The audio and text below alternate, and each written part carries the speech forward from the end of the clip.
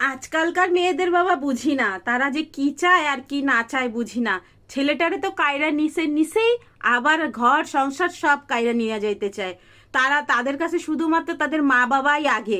আমার ছেলেটারে আমি গঙ্গার জলে ভাসায় আনছি, তার মার শরীর খারাপ, তার বাবার শরীর খারাপ, এখনই চলো এখনই চলো। আরে আমার যে শরীর খারাপ সেইটা দেখে না, দেখো ঠান্ডা লাগছে, চোখের থেকে জল বেরোচ্ছে, তাও কোনো হুঁশ নাই, নিয়ে চলে গেছে আমার ছেলেটারে, বুঝলা? আজকালকার মেয়েরা এরম, শুধু বাপের বাড়ির টান, শুধু বাপের বাড়ির টান। কত ভালোবাসি জানো আমার বৌমাটারে, কাজ করতে দেই না, তোমাদের তো আগের ভিডিওতে কয়েছি আমি সব কিছু করি, তাও ওর মোটে বাপের বাড়ির টান আর যায় না। শুধু বাপের বাড়ি চলো বাপের বাড়ি চলো, তার সাথে সাথে ছেলেটারও টাইনা নিয়ে যায়। আর কি করবো, আমার বাড়ির একজন লোক আছে, সে তো আর একজন, বাবা বাবা, বৌমা বলতে অজ্ঞান।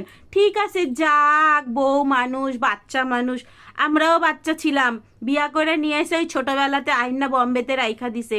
2 বছর পরে বাবা মার মুখ দেখছি, আর এখনের দেখো বাড়ির সামনে বিয়া হয়ে আর রোজ যায় বাপের বাড়ি। কি করুম কও? তার মধ্যে আবার পাড়ার লোক কিছু কইলেই আগে দরজায় এসে কান পাতে। মানে ওদের জ্বালায় তো আমি আমার বৌমাটার একটু শাসনও করতে পারি না। আর আমি শাসন করবো? বাবা, আমি শাসন করার মতন শাশুড়ি না। এই তোমাদের সাথে একটু কথা বলি তাই আমি একটু খুশি থাকি, জানো? না তো আমার বাড়ির ছেলেটারও কইতে পারি না কিছু, আমার বরটারেও কিছু কইতে পারি না। এদের জ্বালায় তো আমার মাথাটাই খারাপ হয়ে যাবে। দেখো একটু কফি খাবো, তাও নিজে বানায় খাই, কেউ কইরা দেবে না।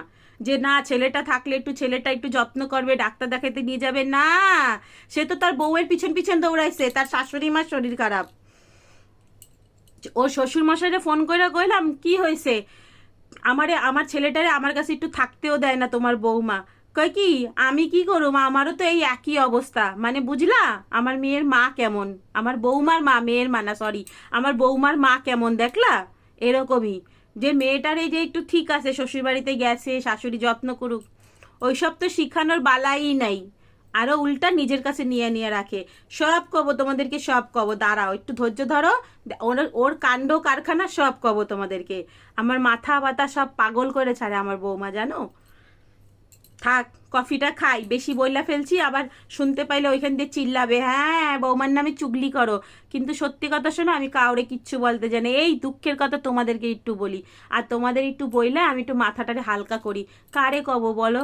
কেউ নাই আমার কবার, একটুও কিচ্ছু নাই, কারোর সাথে কথা কবার নাই। বাড়ির থেকে তো বেরোই না, আর বৌমা তো রোজ রোজ ছেলে নিয়ে ঘুরতে যায়। আমার বরটারে যদি কই, সে তো বুড়া হয়ে গেছে, নড়তেও পারে না।